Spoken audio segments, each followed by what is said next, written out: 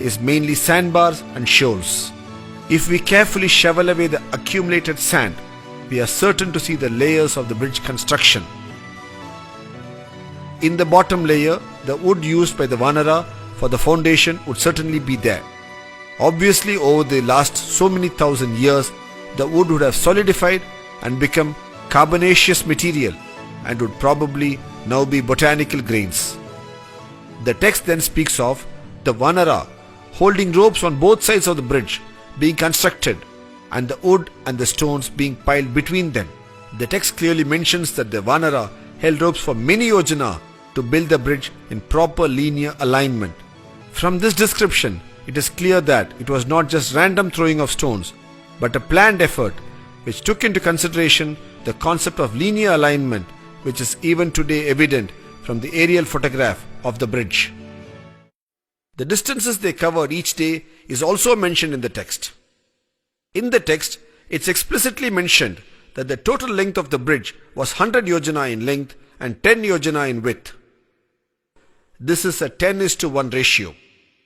Today, at actual site conditions, the Rama Setu or Adams Bridge measures to 35 kilometers in length by 3.5 kilometers in width.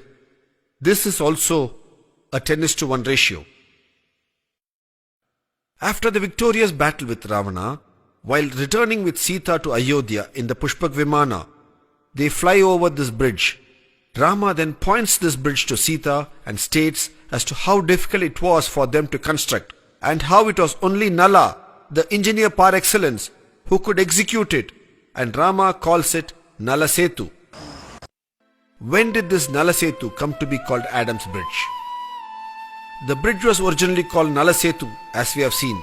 Later the people, out of their admiration and veneration for Rama, started calling it Rama Setu, and later it also got the name Setu Bandha, that which joins two lands. This has been a walking bridge for many millennia. During the course of its early usage, one of the early Islamic religious leaders of Sri Lanka walked over this bridge and reached Lanka to do penance there. Since he was the early Islamic man, he was called Adam by the Sri Lankan Muslims.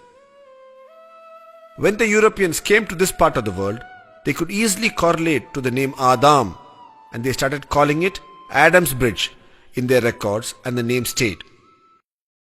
In the last few decades, man-made satellites have been regularly orbiting the Earth and photographing various parts of the Earth. One such area they have photographed is the southern part of India.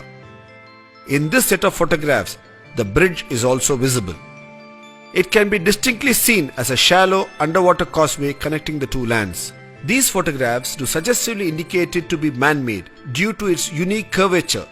The opinion of many is that this could be the man-made bridge as detailed in the Ramayana text. Over the last few minutes, we have seen with a certain clarity and a detailed understanding how this bridge is a civil engineering marvel as explained in the text, a man-made accretion over a natural sea ridge. Today, on an average, this causeway is about 2 meters below water.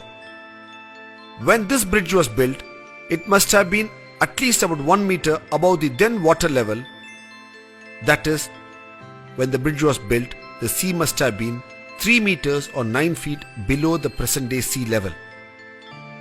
As per the World Oceanography Report, a 9 feet rise in sea levels due to the melting of the polar ice caps and global warming should have occurred over 7,000 years.